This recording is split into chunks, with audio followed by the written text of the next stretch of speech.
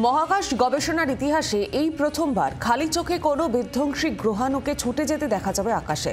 নাম অ্যাস্ট্রয়েড 99942 অ্যাপোসিস।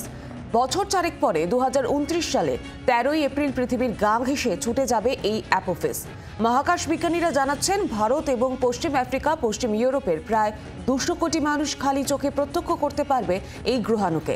গ্রহাণুটির আকার প্রায় 1100 ফুট, যা আইফেল টাওয়ারের থেকেও বিশাল। 2004 সালে এই গ্রহাণুটি আবিষ্কার করা গিয়েছিল। তখন এটি পৃথিবীতে আছড়ে পড়ারও সম্ভাবনা ছিল 2.7%।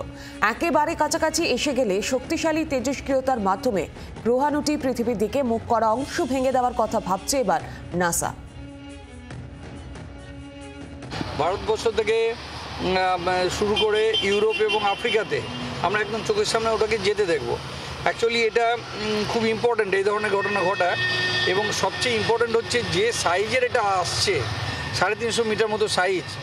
এই ধরনের জিনিস সাধারণত 800 বছরের মধ্যে একবার আসে, এবং 80,000 বছরের মধ্যে একবার পৃথিবীতে এসে ধাক্কা মারে।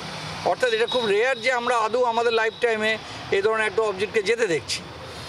আপনার মনে থাকতে পারে যে 2013-তে 15 ফেব্রুয়ারি ঠিক এইরকম একটা অবজেক্ট কিন্তু 30 কিলোমিটার উঁচুতে, মাত্র 20 মিটার সাইজের, এক্সপ্লোড করেছিল বলে আশেপাশে সমস্ত বাড়িঘর ধরে জানলা দরজা ভেঙে গিয়ে 1500 জন আহত হয়েছিল। কেউ মারা যায়নি, কিন্তু এক্সপ্লোড করেছিল, এত কাছ দিয়ে গিয়েছিল যে গরম হয়ে গিয়ে এক্সপ্লোড করেছিল। ফলে এটা যাচ্ছে 32,000 কিলোমিটার উঁচু দিয়ে, এবং সেইটার সাইজও কিন্তু 350 মিটার। এটা খুবই ইম্পর্ট্যান্ট আমাদের কাছে। আমরা অবজারভেশন করব, নাসা চেষ্টা করবে যে তার অরবিটটাকে যদি একটু ডেভিয়েট করানো যায়।